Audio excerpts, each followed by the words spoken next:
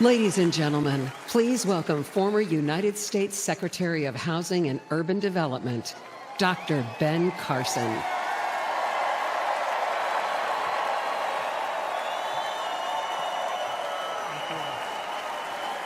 Thank you. Thank you so much. Thank you. You know, Sarah Huckabee always says to me, I hate to follow you, but I think she turned the table on me tonight. I want to thank you all for being here and for being involved. Like many of you last week, I watched with horror as the events unfolded in that Pennsylvania field. I saw President Trump, a dear friend, escape death by mere inches, and my thoughts immediately turned to the book of Isaiah that says, "No weapon formed against you shall prosper."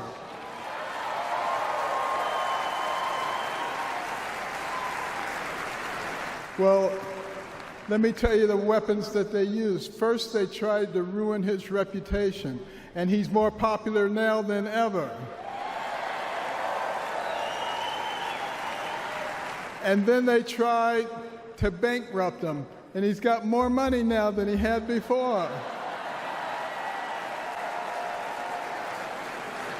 And then they tried to put him in prison, and he's freer and has made other people free with him. And then last weekend they tried to kill him, and there he is over there alive and well.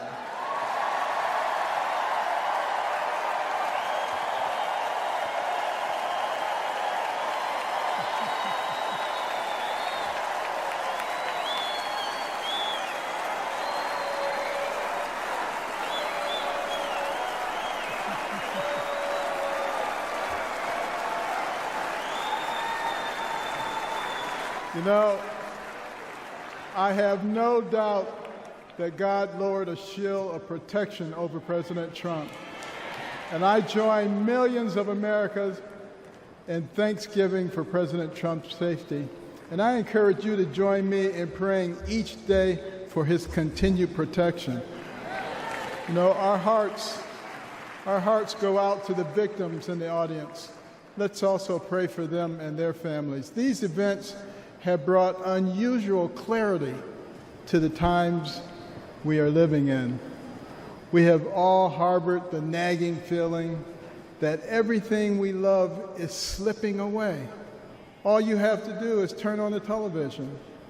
The free press, a pillar of any free society, has abused the public trust and resorted to lies, deception, and disinformation. They divide us along lines of race, class, and gender, rather than uniting us around our shared bond as Americans. Our government has been no better, shredding our Constitution and upending the rule of law. We have a wide open border, a broken education system, and chaos breaking out around the world. And on top of it all, we have a president who, well, if you can't say anything good, don't say anything at all. But ask anyone around the world, what does it mean to be an American? Most will tell you that it means unlimited opportunity, that where you begin in life doesn't dictate where you will end. That's the America I grew up in. In no other country could a poor inner-city kid raised by a single mom make it to an Ivy League school, then to medical school, become a successful neurosurgeon, run for president, and eventually become a member of the president's cabinet.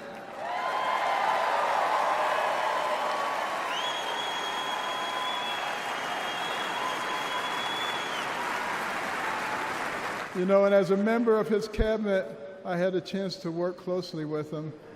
And I got to tell you, this is a man who is a gift to us as a nation. He is very gifted. He is very smart. He is very compassionate. He cares about people. And I'll tell you, the first time I met him was before either of us got into the political arena. And we were at Mar-a-Lago, and someone came up to him and said, "Mr. Trump, Rod Stewart just walked in." And he said, "I don't care, this is Ben Carson."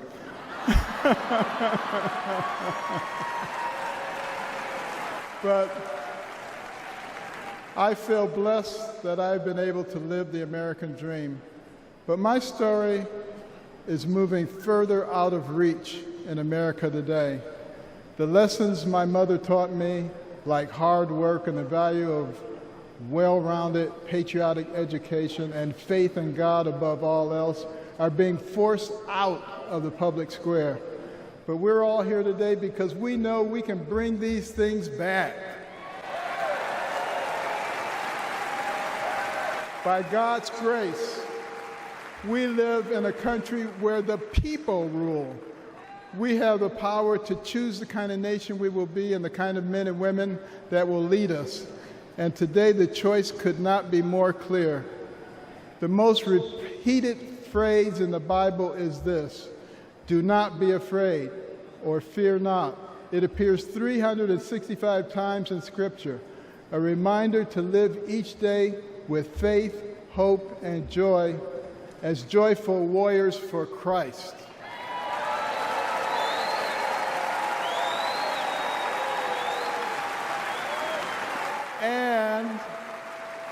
And when God is with us, nobody can stand against us.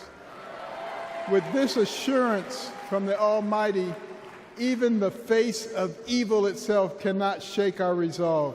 We will keep fighting, we will keep praying, and by the grace of God, we will save our country and re-elect President Trump together with Vice President Vance this November.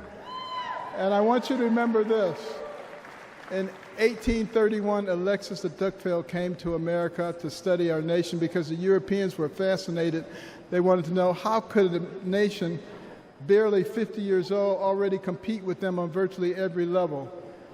So he looked at our government. He was duly impressed by our checks and balances and separation of powers. And then he looked at our business environment. He was duly impressed by how we encourage entrepreneurship and innovation. And he looked at our educational system, and he was blown away by the fact that he could find a mountain man in the middle of the woods who could read, who could tell him about the Declaration of Independence. But the thing that impressed him the most was when he went to our churches, and he heard those inspirational sermons from the pulpits that inspired a ragtag bunch of militiamen to defeat the most powerful army in the world and gave the American people a moral base.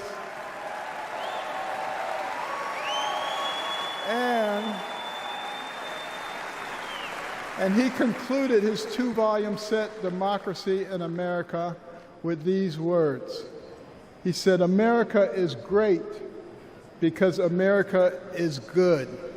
And if America ever ceases to be good, she will cease to be great. It is our job to make America good, and let's do this by re-electing President Trump so we can make America great." Thank you very much.